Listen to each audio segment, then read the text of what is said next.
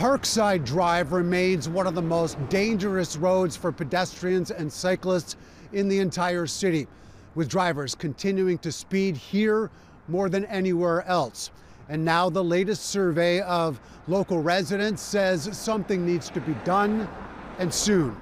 It doesn't take much money, they know how to do it, and all it needs is the political will, and that's what we're calling for, is the will to make our streets safe. Thousands of cars streaming along the east side of High Park on a daily basis, most heading to another location in a hurry and using this route to get there. Proof the most recent statistics from the city show that the speed camera along Parkside Drive issued 22 and 2,300 tickets in August and September, more than any other location in the city. Not to mention, a 5-vehicle collision on Parkside took the lives of 2 people last year, with dozens gathering for a memorial in their honor just last month. It's just not safe the way it's currently designed. So what can be done to redesign it?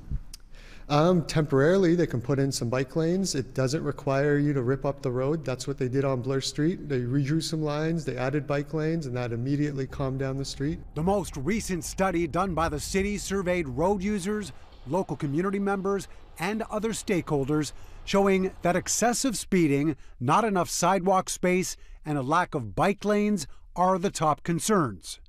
The recently re-elected city councillor claims much has already been done to this point, including parking along the curb lane, slowing other vehicles down. I sat down with the organizations who have been making these calls, and I proposed a list of measures: lowering the speeds, the automated speed enforcement, getting a complete street design. Those are all things we agreed on.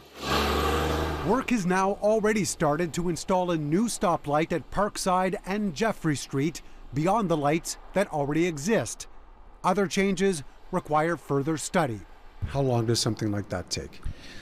So in the normal course of things, I would say a couple or 3 years. Of course, with the province of Ontario and the federal government and the city negotiating about our capital budget, none of us knows what there's funding for right now. More small changes can be made in the meantime, residents say, to at least offer some comfort.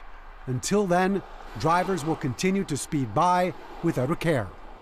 Future redesign concepts for Parkside Drive from the city are expected to be made available for public feedback at some point next year. Only at that point will recommendations go forward to City Council before any actual work begins. Mark McAllister, City News.